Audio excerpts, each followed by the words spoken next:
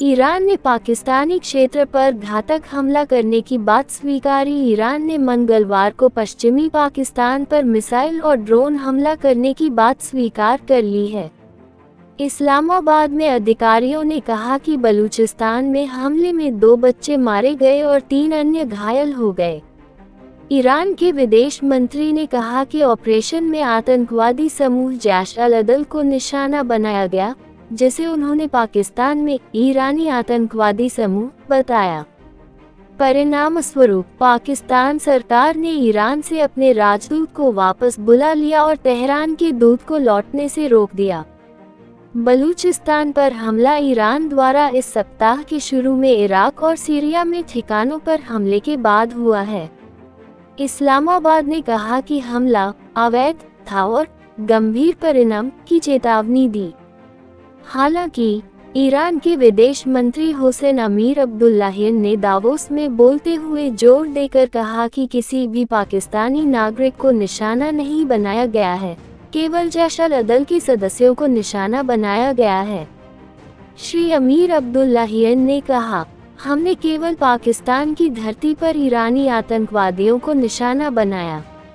उन्होंने कहा कि उन्होंने अपने पाकिस्तानी समकक्ष से बात की है और उन्हें आश्वासन दिया है कि हम पाकिस्तान और इराक की संप्रभुता और क्षेत्रीय अखंडता का सम्मान करते हैं। ताज़ा हवाई हमला पूरे मध्य पूर्व में बढ़ते तनाव के समय हुआ है, जिसमें गाजा में इजराइल और फिलिस्तीनी समूह हमास के बीच युद्ध छिड़ा हुआ है। तेहरान का कहना है कि वह व्यापक संघर्ष में शामिल नहीं होना चाहता, लेकिन इसके तथाकथित प्रतिरोध की धुरी के समूह, जिनमें यमन में हौथी आतंकवादी, लेबनान में हिजबुल्लाह और सीरिया और इराक में विभिन्न समूह शामिल हैं, फिलिस्तीनियों के साथ एकजुटता दिखाने के लिए इजराइल और उसके सहयोगियों पर हमले कर रहे हैं। वाणिज्यिक शिपिंग पर हमले के बाद अमेरिका और ब्रिटेन ने हौथीज पर हवाई हमले शुरू कर दिए हैं। चीन ने बुधवार को पाकिस्तान और ईरान से संयम दिखाने और ऐसे कार्यों से बचने का आग्रह किया जिससे तनाव बढ़ सकता है। विदेश मंत्रालय के प्रवक्ता माओ निंग ने कहा कि बीजिंग इन देशों को करीबी पड़ोसियों के रूप में देखता है। शायद घरेलू धरती पर हाल के घातक हमलों से आहत ईरान उन लोगों से बदला लेने का इरादा रखता है जिन्हें वह जिम्मेदार मानता है। बढ़े हुए क्षेत्रीय तनाव के समय ईरान अपनी ताकत दिखाने और अपनी आबादी को ये प्रदर्शित करने का इच्छुक है कि हिंसा के कृत्यों को बख्शा नहीं जाएगा। ईरान क्षेत्रीय हमलों के साथ मिसाइल क्षमता दिखाता है।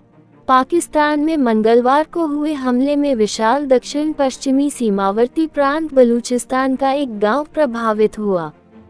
तेहरान ने कहा कि वह जैश-अल-अदल या न्याय की सेना को निशाना बना रहा है, जो एक जातीय बलूच सुन्नी मुस्लिम समूह है जिसने ईरान के अंदर और साथ ही पाकिस्तानी सरकारी बलों पर हमले किए हैं। पिछले दिसंबर में जैश-अल-अदल ने पाकिस्तान की सीमा के करीब एक शहर रस्क में एक पुलिस स्टेशन पर हमला किया था।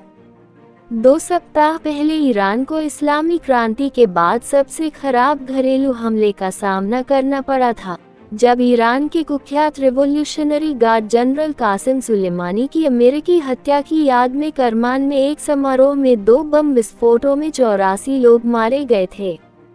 सोमवार को ईरान ने सीरिया और कुर्द नियंत्रित उत्तरी इराक पर बैलिस्टिक मिसाइलें दागी। ईरान ने कहा कि वह इस्लामिक स्टेट और इजराइल की मोसाद जासूसी एजेंसी को निशाना बना रहा है, जिनके बारे में उसने कहा कि ये दोनों करमान बम विस्फोटों में शामिल थे।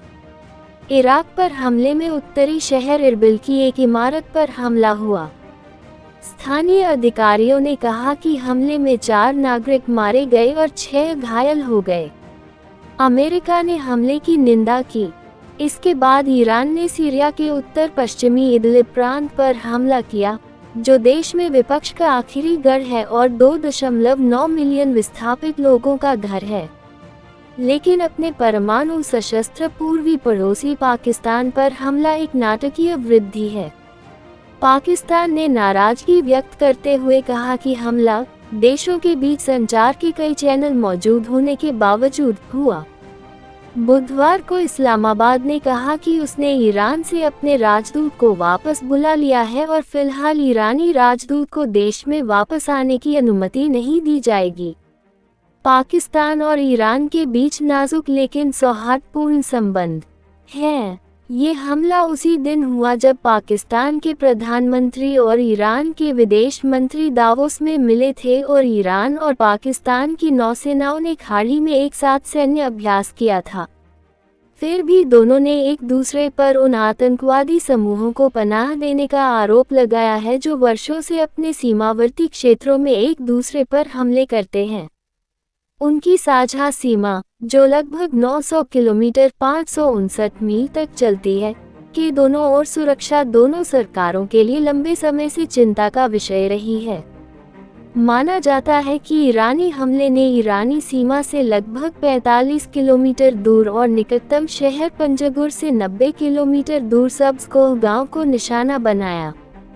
स्थानीय अधिकारियों ने इसे कम आबादी वाला क्षेत्र बताया है, जहां पशुधन रखने वाली बलूच जनजातियां रहती हैं, जहां सामान, नशीली दवाओं और हथियारों की तस्करी होती है। सुरक्षा टिप्पणीकार जैगम खान ने बीबीसी को बताया, सीमा के दोनों ओर के लोग खुद को बुनियादी ज़रूरतों से वंचित मानते हैं, भेदभाव का सामना करते हैं और अपने संसाधनों से बड़ा हिस्सा मांगते हैं। ईरान में सुन्नी मुस्लिम बलूच अल्पसंख्यक शिया मुस्लिम बहुल राज्य में भेदभाव की शिकायत करते हैं, जबकि बलूच अलगाववादी समूह पाकिस्तानी सरकार के खिलाफ विद्रोही आंदोलन जारी रखे हुए हैं। अमेरिकी राष्ट्रीय खुफिया निदेशक के कार्यालय के अनुसार जैश-अल-अदल-सिस्तान बलूचिस्तान में सबसे सक्रिय और प्रभावशाली सुन्नी आतंकवादी समूह है। इसे वाशिंगटन और तेहरान द्वारा एक आतंकवादी समूह के रूप में नामित किया गया है। पाकिस्तान में एक अन्य सुरक्षा टिप्पणीकार आमिर राना ने बीबीसी को बताया कि उन्हें लगता है कि राजनयिक संकट को शांत होने में थोड़ा समय लगेगा, लेकिन ये भी कुछ ऐसा है जिसे पाकिस्तान बढ़ाना नहीं चाहेगा। उन्होंने कहा कि अतीत में पाकिस्तान ने सीमा पर ईरान की कार्रवाई पर कोई प्रतिक्रिया नहीं दी थी, लेकिन अब गेंद ईरान के पाले में है कि वह अपना कार्य सही करना चाहता है या नहीं। बीबीसी उर्दू की सहर बलूच द्वारा अतिरिक्त रिपोर्टिंग।